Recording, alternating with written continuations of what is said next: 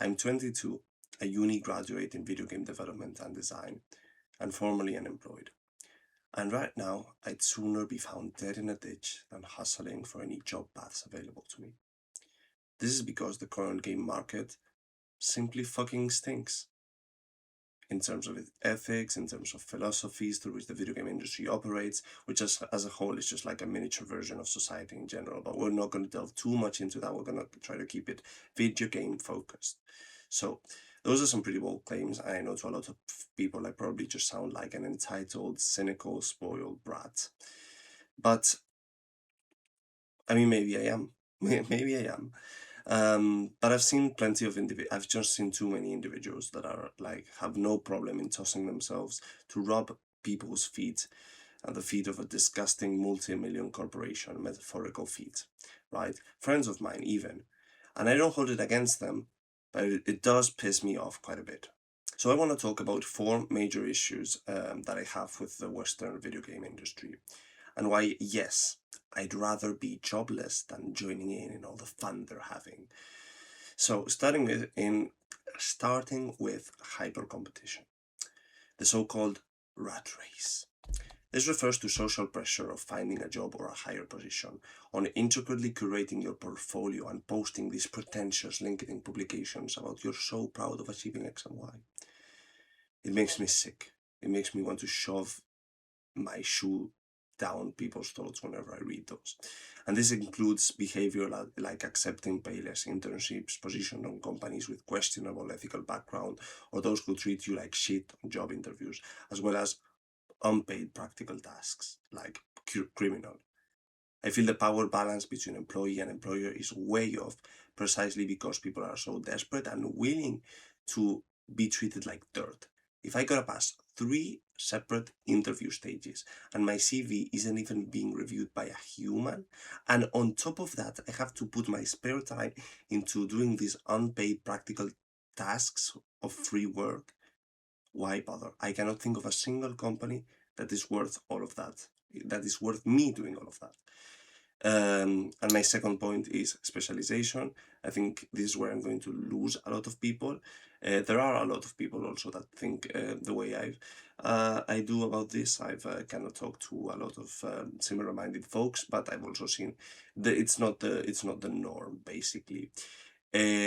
Most video game students find the thing they like character modeling or engine programming or UI, and that's all they do. Once they might try a bit of everything, but they'll quickly decide what they like the most, often by a wide margin, and stick to perfecting that skill. If that's you, I'll be honest, I don't really get you, but I do respect you. Again, I've had many friends that fit into this. And the industry probably has worked with these kinds of people for a long time. I mean, it's how society works, again, in general. Why do we have food in the supermarkets? Because there are people specialized in cultivating that food. That was a shit example. I should not be going off script. But basically, the video game industry is quite new, not so new anymore. At the beginning, 2 or 3 people making a game for the Atari or the Commodore 64 was feasible, but now it's all become so money driven, it's all become so huge that we need to make more games, better games, faster, and games are better. And when you have so many people working on a game, the only way to maintain a semblance of order is by having people do these hyper-specific tasks. Now, this works for the industry as a whole, but for me, I just can't really understand it. Um, Not to delve so much into this, I think this topic can perfectly warrant its own video, but basically, I only really feel like I'm actually making a video game when I'm like making a video game, not an isolated task that is then going to come with someone else. I don't like being a cog in a machine, if that wasn't obvious already, right? So I like balancing art and programming and writing and design. And when I do all of that, and when I draw a character and then I get to program it and then I get to write their dialogue, then I really feel like I'm an author of a piece of art, basically. And that's when I feel like I'm making a game, right?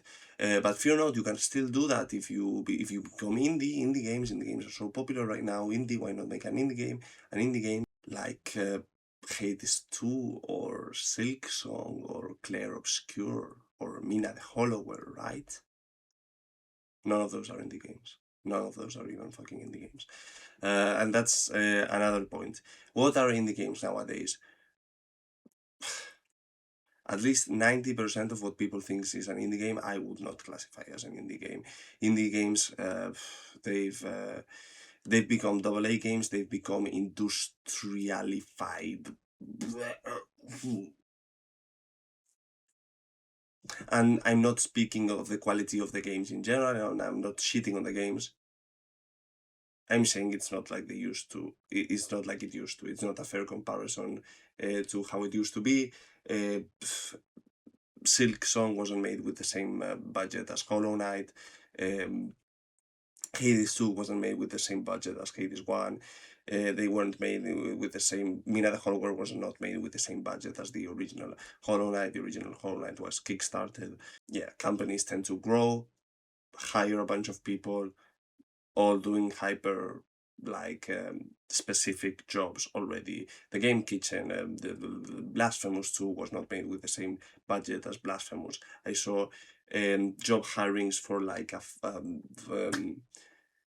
how do they call it? These stupid names, this senior pixel artist or whatever. What even is a senior pixel artist for an indie game? How many artists do you have for an indie game? Anyway, moving on, I'm going to do points 3 and 4 together because anyway, moving on, I'm going to do points 3 and 4 together because though everything is related, of course, I feel like these are specifically like intrinsically related, right? And it brings me back to the reason why I decided to make this video in the first place, right? I was enjoying my life of being unemployed and disregarding 90% of university advice by making my cool little indie game, which if you're watching so far and you haven't heard about it, hi, welcome to the channel. Also check out my indie game and my other videos about that if it's something that looks like it could be cool to you. I would appreciate it. But anyway, yeah, I was enjoying my life, and then I got a email from university offering a video conference from an industry expert about career options in the video game industry. Now, after dealing with uni's shenanigans for 4 years, I can tell you this immediately smelled very bad. It was far worse than I had thought, though. It was so bad that I actually felt like it was a joke or a parody. I was being gaslighted, and the spokesperson giving the actual conference would promptly reveal that it was all a prank. But no, it was fucking serious.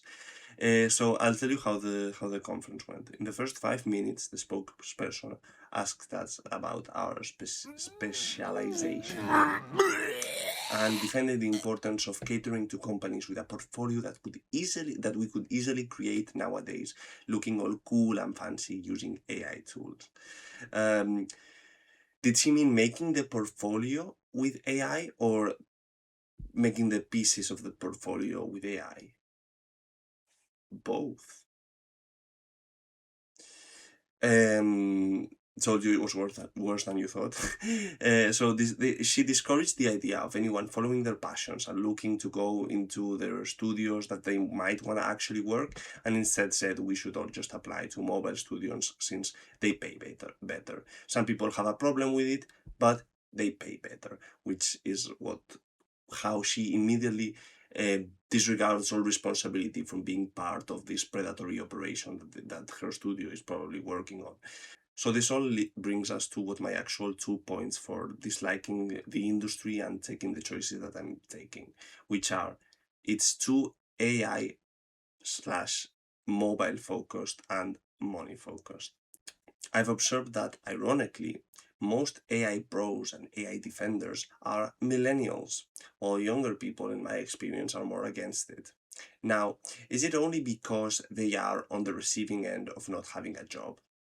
People can be hypocritical, so yes, maybe if the AI boom would have happened 10 years from now and most Gen Zs would have a job, maybe we would be the new AI bros and defenders, right? People are very hypocritical, but I'm sure for myself, I would still be against it regardless. And I'm sick and tired of these millennials and X's who've been telling me all my life how we're the future, work hard, try your best, only to turn towards something that rewards dishonesty and theft at the first opportunity. I'm tired of all the adapt or get left behind garbage. Too bad, I was never ahead to begin with, and I was never going to be. But I refuse to play this twisted game. I'd rather be behind that than ahead at all costs, at the cost of shedding any respect for myself. Because, yeah, I'm prideful as heck, and you should be too, about everything that takes time and effort and care, and about everything you do. You should be prideful. Because I grew up under the impression that you shouldn't skip the hard part of anything. You shouldn't skip the hard part of a task. You should do it with effort and care. You should not try to trick your way to success, because the hard part is what gives it meaning.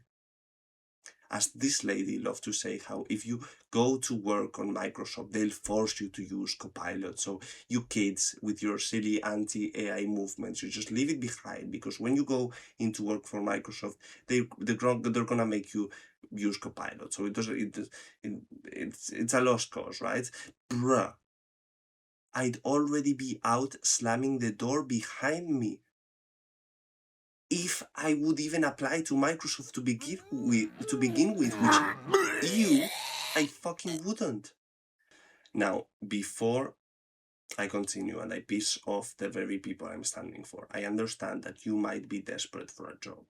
It's very real. Everyone's situation is different. And yeah, I probably wouldn't be here making these bold claims if I didn't have a roof to live under or food to eat, right? Or maybe I would. Honestly, maybe I would, because I'm just stubborn like that. But it's probably a bad thing to be so stubborn at the end of the day. At some point, you should let go of that ego if the situation is desperate enough, and you should prioritize survival. Still, that's not where most people are giving up on their ideals. Most people that are going in to work for these companies, most people that are participating in this sick and twisted game, they aren't at the risk of being homeless. Maybe they have a lack of mental fortitude or respect or pride, or maybe they just they just choose to look another way. They turn a side view to everything gross, normalize it, and you can be surrounded by co-workers or desperate students that also normalize it. So it becomes less present, and if everyone's doing something that's wrong, is it really wrong to begin with? It's too much of a philosophical conundrum on ethics and society as a whole kind of worms I won't delve into today. There are some people, I guess, who cannot see it as wrong, and there are others who defy it at any instance. I don't need any explaining as to in which camp I sit in. I reject most of everything that unis taught me and most of everything that the industry wants me to be, for the sake of doing it the way I believe in things. And if it doesn't work out, then I guess I won't work in the video game sector. The video game sector I wanted to work in didn't exist in the first place.